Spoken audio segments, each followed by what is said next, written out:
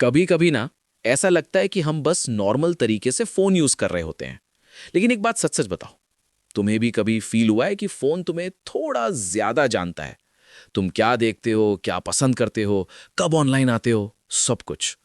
पहले थोड़ा अजीब लगता है, फिर धीरे धीरे आदत बन जाती है।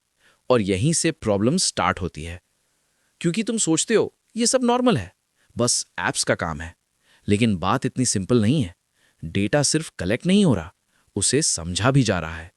तुम्हारी आदतें देखी जा रही हैं, तुम्हारे पैटर्न्स बन रहे हैं, और धीरे धीरे एक सिस्टम तुम्हें समझने लगता है, इतना कि वो गेस कर सकता है तुम नेक्स्ट क्या करोगे। और अगर कोई तुम्हारा नेक्स्ट स्टेप गेस कर सकता है, तो वो तुम्हें इन्फ्लुएंस भी कर सकता है। थोड़ा पुश कर सकता है, थोड़ा रोक सकता है, या तुम्हें उस डायरेक्शन में ले जा सकता है जहां वो चाहता है। और सबसे अजीब बात, तुम्हें पता भी नहीं चलेगा। सुनने में थोड़ा हैवी लग रहा है ना, लेकिन ये कोई स्टोरी नहीं है। ये सब अभी हो रहा है, और इसके पीछे एक ऐसी कंपनी है जो ज्यादा सामने नहीं आती। ना एड्स, ना हाइप, लेकिन काम बहुत बड़ा। पैलेंटियर। नाम सिंपल है, पर काम बिल्कुल सिंपल नहीं। अब सवाल ये है, ये सिस्टम एक्चुअली काम कैसे करता है? सिंपल बोलूं, ये सब डेटा का गेम है। लेकिन सिर्फ डेटा होना इनफ नहीं होता। रियल पावर तब आती है जब अलग अलग जगह का डेटा एक साथ जोड़ दिया जाए। सोचो, एक आदमी का नाम कहीं आता है। अब नॉर्मल सिस्टम क्या करेगा? बस उसका एक रिकॉर्ड चेक करेगा। लेकिन पैलेंटियर जैसा सिस्टम सिर्फ एक रिकॉर्ड नहीं देखता, वो उस आदमी का पूरा पैटर्न देखता है। उसने किससे बात की, कहां गया, कब गया, कितनी बार गया, किस चीज पर पैसा खर्च किया, और किस किस से कनेक्टेड है। सब कुछ एक जगह आ जाता है। और फिर सिस्टम उन सब चीजों को जोड़ता है, जैसे पजल। धीरे धीरे एक क्लियर पिक्चर बनने लगती है। कौन किससे कनेक्टेड है, कौन नॉर्मल है, और कौन थोड़ा अलग बिहेव कर रहा है। और यहीं से स्टार्ट होती है रियल पावर। क्योंकि अब सिस्टम सिर्फ देख नहीं रहा, समझ रहा है। और जब सिस्टम समझने लगता है, तो वो गेस भी कर सकता है नेक्स्ट क्या होने वाला है, कौन क्या कर सकता है, कहां प्रॉब्लम हो सकती है। ये सब पहले से। सोचो, अगर किसी को ये पता चल जाए कि नेक्स्ट क्या होने वाला है, तो वो उसको रोक भी सकता है या कंट्रोल भी कर सकता है। और इसी वजह से ये सिस्टम गवर्नमेंट्स के लिए इतना इंपॉर्टेंट है। पुलिस यूज करती है, सिक्योरिटी एजेंसीज यूज करती हैं, आर्मी यूज करती है, क्योंकि उन्हें फास्ट डिसीजन लेना होता है। और जब उनके पास इतना डेटा हो, तो डिसीजन और फास्ट हो जाता है। लेकिन यहां एक प्रॉब्लम भी है। जितना ज्यादा डेटा, उतना ज्यादा रिस्क। अगर डेटा गलत हो गया तो, अगर सिस्टम गलत समझ गया तो एक नॉर्मल इंसान भी गलत लिस्ट में आ सकता है। और जब डिसीजन सिस्टम ले रहा हो, तो गलती का असर बहुत बड़ा हो सकता है। यानी पावर बढ़ रही है, लेकिन रिस्क भी उतना ही बढ़ रहा है। और यहीं से स्टोरी और इंटरेस्टिंग हो जाती है। अब तक सब कुछ पावरफुल लग रहा था, डेटा, प्रिडिक्शन, फास्ट डिसीजंस। लेकिन हर पावर का एक डार्क साइड भी होता है, और यहां से स्टोरी थोड़ी अनकंफर्टेबल हो जाती है। सोचो, अगर किसी सिस्टम के पास इतनी पावर हो कि वो डिसाइड करे कौन सस्पिशियस है और कौन सेफ है, तो क्या होगा? अगर वो सही निकला तो सिस्टम हीरो बन जाता है। लेकिन अगर वो गलत हो गया तो एक नॉर्मल इंसान बिना कुछ किए प्रॉब्लम में आ सकता है। और यही सबसे बड़ा रिस्क है, क्योंकि सिस्टम परफेक्ट नहीं होता, वो डेटा पर डिपेंड करता है। और डेटा कभी भी 100% परफेक्ट नहीं होता। कभी इनकम्प्लीट होता है, कभी आउटडेटेड होता है, कभी गलत होता है।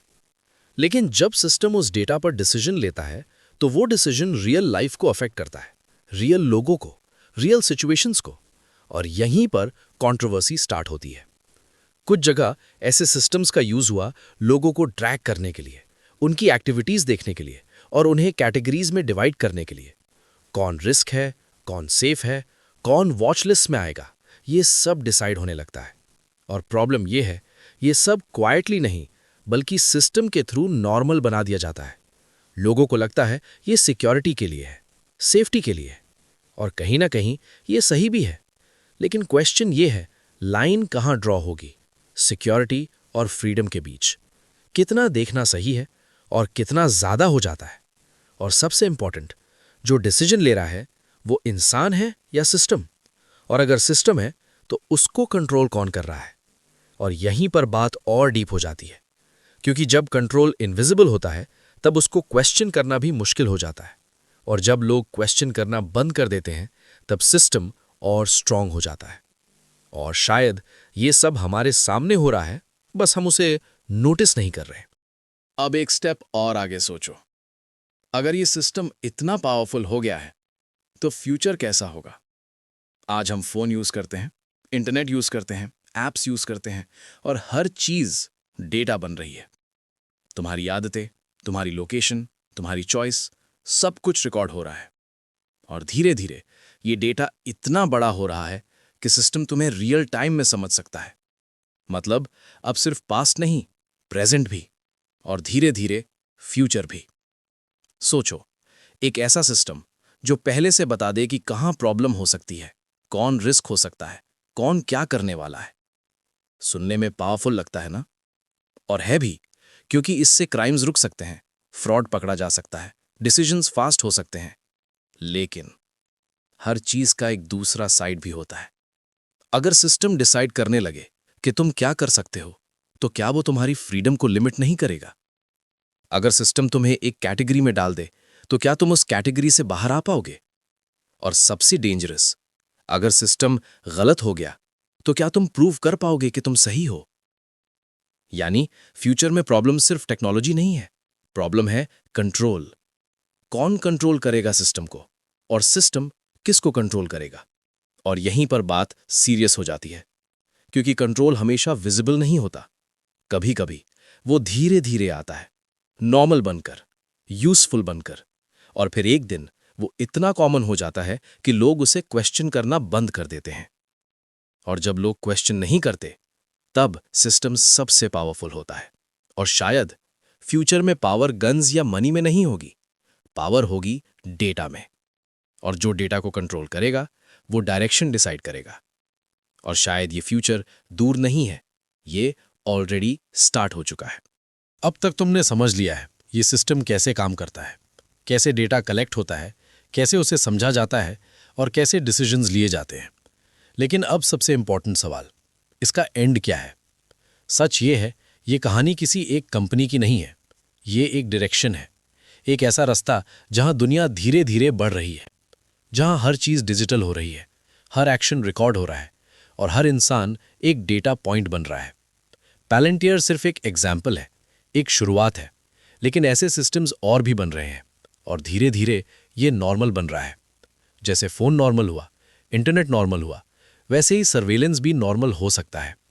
और यहीं सबसे बड़ा डेंजर है। जब कोई चीज़ नॉर्मल लगने लगती है तो लोग उसे क्वेश्चन करना बंद कर देते हैं, और जब लोग क्वेश्चन नहीं करते तब सिस्टम और स्ट्रांग हो जाता है। लेकिन इसका मतलब ये नहीं कि सब कुछ गलत है। इस सिस्टम का एक पॉजिटिव साइड भी है। क्राइम्स कम हो सकते हैं, फ्रॉड पकड़ा जा सकता है, डिसीजंस फास्ट हो सकते हैं। लेकिन सवाल फिर वही आता है, बैलेंस का। कितना कंट्रोल ठीक है और कितना ज़्यादा हो जाता है? और सबसे इंपॉर्टेंट, क्या तुम्हें पता है कि तुम्हारा डेटा कैसे यूज़ हो रहा है? क्योंकि सच ये है, पावर सिर्फ उन लोगों के पास नहीं होती जो सिस्टम बनाते हैं।